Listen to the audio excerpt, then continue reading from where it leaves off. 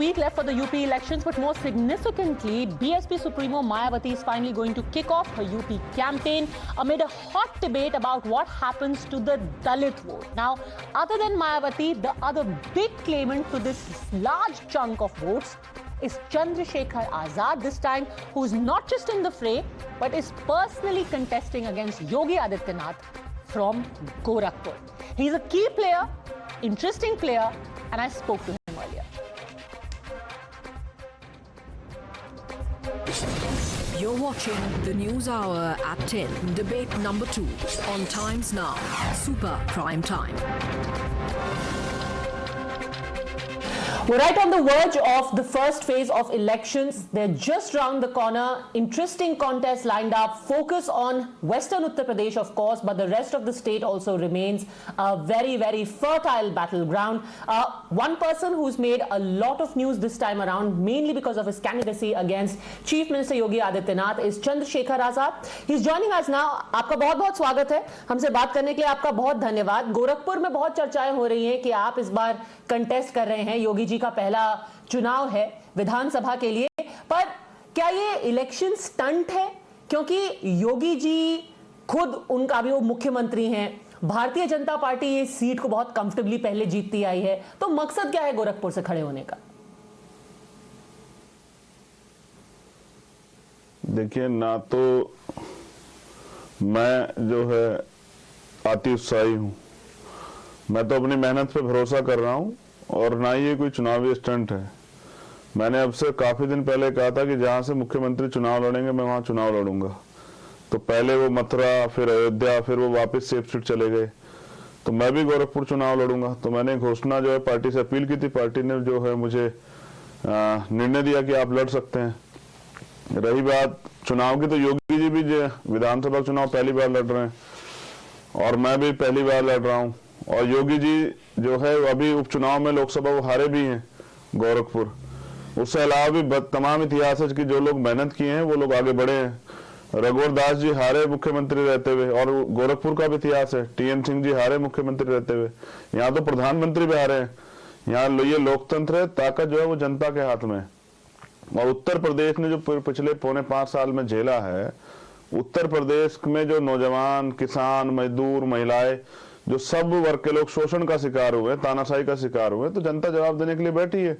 आज बीजेपी के जो विधायक हैं, मौजूदा मिनिस्टर हैं, वो गांव में नहीं घुस पा रहे हैं। तो जब वहां एक ये बात तो है कि वहां उनकी तानाशाही है, फरमानशाही, हिटलरशाही है, लेकिन ऐसा नहीं, जनता ने बड़े बड़े हिटलरों को जवाब दिया है। हमने तो यहाँ से अंग्रेज खदेड़ दिए, हमारे जो पूर्वज हुए हैं उन लोगों ने अंग्रेजों की गुलामी सही। अभी अगर भारतीय जनता पार्टी के लोग और मुख्यमंत्री चाहते हैं कि उत्तर प्रदेश के लोग गुलामी सहे, तो ये भी नहीं होगा। तो हम मेहनत कर रहे हैं, हमने जितने बूथ है सब पे टीम लगा दी है, और वो हमारा मैनिफेस्टो और वहाँ की समस्याओं को कलेक्ट कर रहे हैं। वहाँ की जो बहनें हैं, माताएं हैं, उत्तर प्रदेश में जंगल राज रहा, बहन बेटियां सुरक्षित नहीं रही, हम सबसे बात कर रहे हैं। और मैं ये भी समझता हूँ कि जो गोरखपुर के वास्तविक हालात हैं, मैं जब जाऊंगा तो PC के माध्यम से बताऊंगा कि गोरखपुर में कथनी क्या है और करनी क्या है। जैसे गुजरात मॉडल दिखाया था देश के लिए माननीय प्रधानमंत्री जी ने, और फिर देश ने धोखा खाया, ऐसे ही वो दिखाते हैं गोरखपुर मॉडल। और गोरखपुर का सच क्या है ये जनता को जल्द जानने को मिलेगा जब मैं जाऊंगा वहां। और हम मजबूती से चुनाव लड़ रहे हैं, चुनाव का अंतिम फैसला वहां की मान जनता करेगी।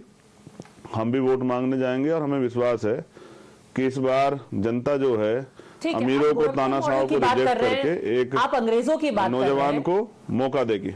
एक सवाल आपसे पूछना चाहूंगी। अंग्रेज तो बाहर से आए थे, गोरखपुर में तो खुद गोरखनाथ मठ है, गोरखनाथ मठ के मठाधीश खुद योगी जी हैं, ये सब उनका वोट हो जाता है। आपका वोट कौन है गोरखपुर में? देखिए, पहली बात तो मैंने अंग्रेजों की तुलना उनकी इसलिए की क्योंकि जिस तरह से अंग्रेजों ने इस देश के लोगों पे, क्रांतिकारियों पे अत्याचार किए, ऐसे ही सरकार ने किए। सबसे ज्यादा अगर राशुका कहीं लगी है, और कोर्ट ने भी कहा कि ये सब राजनीतिक कारणों से लगाई गई है, वो उत्तर प्रदेश में लगी है, और वो सब रिजेक्ट हुई। निर्दोष लोगों पे सब ज्यादा झूठे मुकदमे यहाँ हुए, हाथरस जैसे मामले यहाँ हुए। और अगर नौजवानों ने अभी प्रयागराज में देखे क्या हुआ है, रोजगार के लिए आवाज उठाई, मोदी जी बड़े बड़े वादे किए थे, योगी जी बड़े बड़े वादे किए थे, जब रोजगार के लिए आवाज उठाई तो लॉज में घुस घुस के मारा। आज 1000 बच्चों पे कल मुकदमे कर दिए हैं।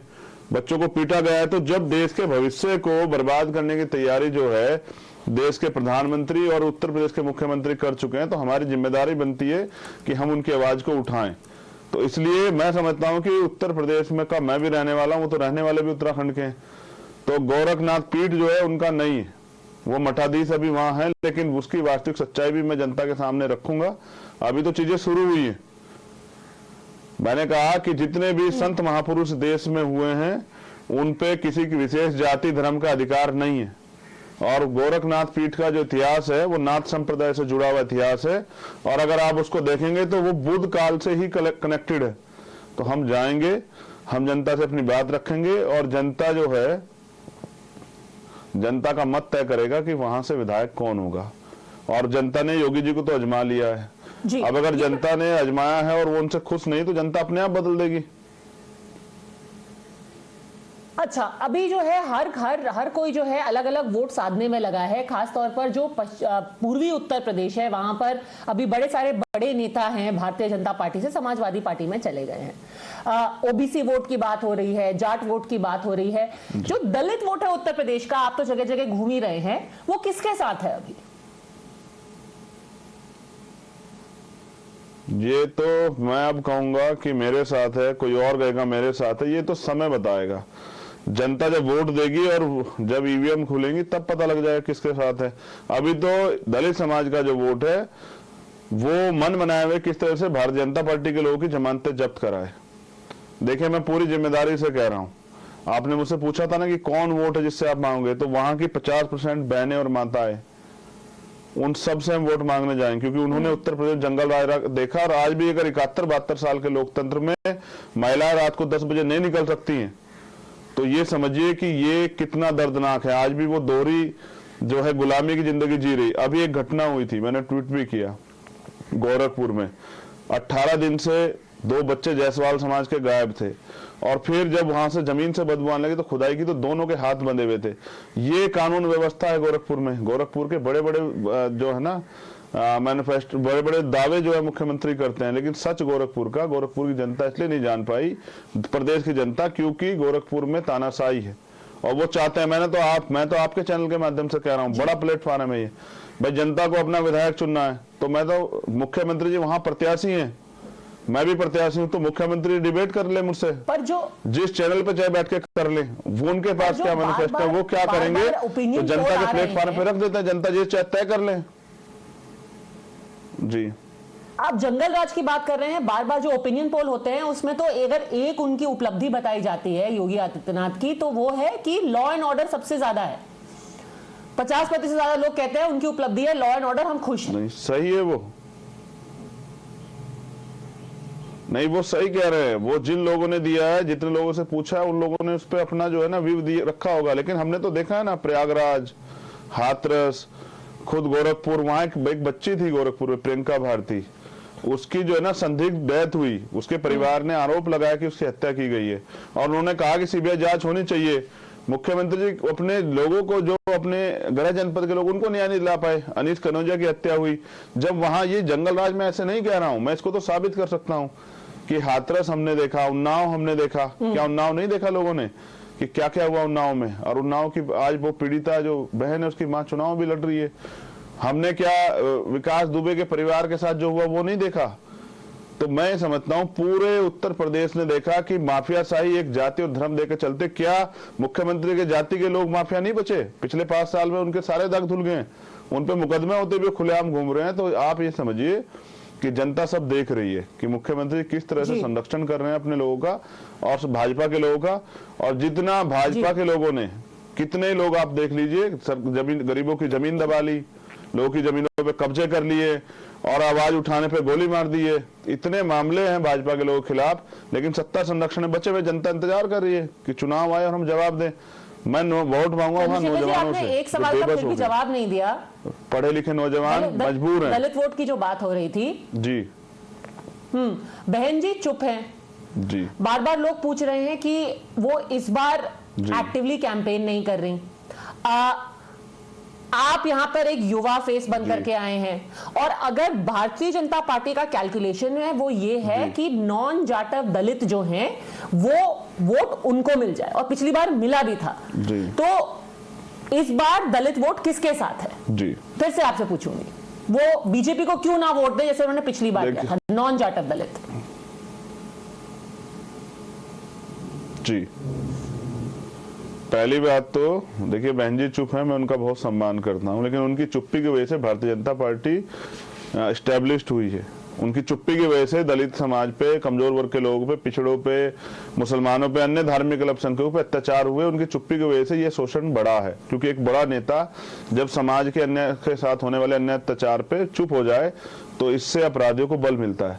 तो उनकी चुप्पी के कारण ही समाज में उनके खिलाफ जो है ना एक इस बार जो है ना निंदा का माहौल है कि भाई इस बार जो है ना अब तो हमने 4 बार बना दिया, लेकिन जब हमें जरूरत होती तब कोई आता नहीं, ना उनके कार्यकर्ता आते, ना उनके नेता आते, ना वो खुद आती, तो अब हम उनको नहीं चुनेंगे। ये पूरे शेड्यूल कास्ट में, सिर्फ जाटों में नहीं, पूरे शेड्यूल कास्ट में इस बात की चर्चा है, और वो ये चाहते हैं कि अब नए आदमी को मौका दिया जाए जो आदमी मेहनत कर रहा है। और पिछले 5 साल हम लोग सड़कों पे थे। मैं अकेला व्यक्ति ऐसा हूं कि जो 2 साल से ज्यादा जेल में रहा, जिसने निर्दोष होते हुए सैकड़ों मुकदमे झेले, जिसने हर एक आंदोलन में खड़े होकर साथ निभाया।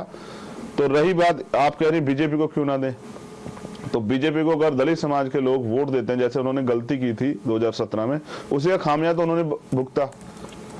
प्रमोशन में रिजर्वेशन की फाइल जो है सुप्रीम कोर्ट ने कहा कि दे सकते हैं, सर स्टेट गवर्नमेंट चाहे दे सकती है, तो ये बीजेपी का चाल चरित्र। मुख्यमंत्री जी ने उसको डस्टबिन में डाल दिया। मुख्यमंत्री जी के पास फाइल गई थी वो, तो दलितों के कितने हितैषी हैं, वो जब हाथरस में उनकी बच्चे को रात को 2:30 बजे जला गया, उनको पता है। जब अरुण वाल्मीकि की आगरा में पुलिस ने पीट पीट के हत्या कर दी, तब लोगों को पता है। और जैसा मैंने कहा कि हत्या, रेप जैसे मामलों में भी एफआईआर नहीं दर्ज होती, अधिकारी कर्मचारी पिटे हैं, ये इस बात का प्रत्यक्ष प्रमाण है कि दलित समाज के लोगों ने जो गलती की थी, अब वो दोबारा उस गलती को नहीं करेंगे। उनसे गलती हुई, उनके बच्चों का भविष्य चौपट हो गया, जो स्कॉलरशिप मिलती थी उनको खत्म होगी, जो एजुकेशन के जो रोड मैप था उसको जीरो कर दिया गया। तो तमाम तरह से वंचित वर्ग के लोगों ने अन्याय अत्याचार महसूस किया और सहा, और वो चुप है कि कब चुनाव का दिन आए, ठीक है, कब जो है लोकतंत्र का महान पर्व आए, और हम वोट देके बताएं कि दलित समाज के लोग अब धोखा नहीं खाएंगे। और देखिए एक बहुत इंपॉर्टेंट बात, ठीक है, योगी जी तो आज भी दलितों को छूत समझते हैं। आप सामाजिक एक उनके कार्यकर्ता हैं बीजेपी के, उनके यहाँ खाना खाने जाते हैं बेचारे बार बार। तो अभी दलित अपमानित होने के लिए नहीं बैठा है कि कोई उनके घर आके खाना खाया कि फोटो डाल के बताया कि देखो मैंने खाना खा लिया। जी ठीक है, आप सामाजिक न्याय के मुद्दे पर लड़ रहे हैं, पर जो भारतीय जनता पार्टी की पूरी मशीन है उसका अगर कोई अभी मुकाबला कर रही है तो वो समाजवादी पार्टी। आप किसी से भी विश्लेषक से पूछ लीजिए, कोई वोटर से भी पूछ लीजिए, हर कोई कहेगा कि ये 2 हॉर्स रेस है, समाजवादी पार्टी वर्सेस बीजेपी। आप यहां पर वोट छिटकाने के अलावा क्या करेंगे? इससे अच्छा अगर आप दोनों में से किसी भी पार्टी से हाथ मिला लेते, समाजवादी पार्टी से मिला लीजिए, बीजेपी से मिला लीजिए, आप तो सिर्फ वोट ही काट रहे हैं ना। ये पत्रकारों को इस तरह की भाषा शोभा नहीं देती। तो फिर मैं ये कह दूं कि इसके बाद आपकी कोई न्यूज चैनल नहीं बनेगा, कोई पत्रकार पैदा नहीं होगा, क्योंकि आप लोगों पे इस बात की ठेकेदारी होगी कि नए आदमी आके काम करेगा नहीं। अगर ये लोग इतने अच्छे होते तो जनता इनको क्यों बदलती? आप मुझे बता दीजिए कि 12-17 अखिलेश जी की सरकार नहीं थी, क्यों बदला जनता ने? आप लोग इस बात को समझिए कि ये लोकतंत्र है, यहाँ तो बड़े बड़े लोग जो है ना चारों खाने चित हुए हैं। तो मैं ये कह रहा हूं कि जनता इनको वोट क्यों दे, जनता को ये भी बता दे। क्या 5 साल ही जनता के साथ थे? भाई मैं अखिलेश जी का बड़ा सम्मान करता हूं, वो बड़े भाई हैं, लेकिन वो ये भी बताएं कि पिछड़े वर्ग के लोगों के लिए जब आरक्षण पे 13 पॉइंट रोस्टर को लागू किया गया उत्तर प्रदेश में, तो ये क्या पिछड़े वर्ग के लोग आरक्षण खत्म करने की शुरुआत उनके द्वारा नहीं हुई? या उससे भी अलग हटके प्रमोशन में रिजर्वेशन का जो मामला था SC/ST के लोगों के लिए, जो खून के आंसू उनके राज में रोए, तो क्या वो नहीं देख रहे हैं? वोट तो जनता को ही देना ना अल्टीमेटली। वो विकल्प चाहते थे, हमने प्रयास किया है, हमने गांव-गांव में हम पे संगठन है, और हम लोगों से अपील कर रहे हैं कि जिनको चुन के देख लिया, जिनको आपने चुन लिया, उनके राज में आपको क्या मिला है और आप क्या बेहतर चाहते हैं, तो उसके लिए आप चुनिए। तो मैं समझता हूँ अच्छा देखिए, अभी आप मिला लिया ना हाथ, बोल रहे हैं कि उन्होंने कुछ नहीं किया, पर चुनाव के बाद आप किसी से तो हाथ मिलाएंगे ना, या आपको लग रहा है आप 200 पार खुद से कर लेंगे? मैं ये कह रहा हूं कि हमने जनता से हाथ मिला लिया है, और समय तय करेगा कि एक एक जो विधायक जीतता है, हमने तो उसको भी यहाँ पर जो है मुख्यमंत्री बनते देखा, और एक अपनी पार्टी के अकेले MP थे चंद्रशेखर जी, वो प्राइम मिनिस्टर बने। ये तो समय तय करेगा कौन किससे हाथ मिलाएगा। लेकिन हाँ, ये सच है। मैंने कहा था अगर उनको हमारी जरूरत पड़ेगी तो हम बीजेपी को रोकने के लिए उनको बाद में भी समर्थन कर देंगे। ये सच है, ये मेरी निष्ठा है बहुजन समाज के प्रति कि मैं इस देश को कमजोर करने वाली, इस देश को लूटने वाली, इस देश को बेचने वाली भारतीय जनता पार्टी का सहयोग कभी नहीं करूंगा। तो मैं समझता हूं और अनुभव हो चुका हमारा कड़वा कि अगर जनता किसी को बदलती है तो नाराज होकर बदलती है, खुशी से नहीं बदलती है। जनता ने देख लिया कार्यकाल, जनता जो है सहमत थी, जनता ने बदल दिया और जनता इंतजार करे कोई और आए, लड़े, हम उनको समर्थन दे। ठीक है, आप पोस्टपोल अलायंस के लिए आपने ओपननेस दिखाई है और अगर होगा तो समाजवादी पार्टी के साथ ही होगा। आखिरी सवाल आपसे ये पूछूंगी कि समाजवादी पार्टी बार बार ये कह रही है कि सीटों की बात हो रही थी, दिल्ली से फोन आया, सीटों की बात हो रही थी, दिल्ली से फोन आया। किसका फोन आया दिल्ली से? जी, दिल्ली देखिए ना, हमारे यहाँ हम लोकतंत्र को मानते हैं, लोकतांत्रिक हमारी पार्टी है। तो जिस प्रस्ताव के साथ मैं उनके पास गया था, जब उस प्रस्ताव से अलग हटके कोई नया प्रस्ताव आया तो मैंने उस प्रस्ताव की जानकारी भीम आर्मी की कोर कमेटी को दी। अखिलेश जी पे भी बहुत सारे ट्रम्प्स हैं, जानकारियां हैं, वो निकलवा लेंगे। मेरी कॉल रिकॉर्ड उनके सामने बैठ के मैंने भीम आर्मी की जो हमारी सीनियर कमेटी है, राष्ट्रीय कोर कमेटी, उनको मैंने बताया कि भाई ये प्रस्ताव था और अब ये इस प्रस्ताव के साथ में आया था, ये बदल गया है, अब ये प्रस्ताव आप बताइए। उन्होंने फिर मुझसे मना कर दिया। उन्होंने कहा अगर आप चाहते हैं विधायक एमपी मिनिस्टर बनना तो आप तय कर ले, आपको वीटो पावर है। तो मैंने कह दिया कि हम यहाँ प्रतिनिधित्व की लड़ाई लड़ रहे हैं, सामाजिक न्याय, भागीदारी, समानता की बात का, हिस्सेदारी की बात करता है। तो हम यहाँ हिस्सेदारी तय करके आए थे, हमारी 6 महीने से बातचीत चल रही थी, आज प्रस्ताव बदल गया तो हम इसको छोड़ देते हैं।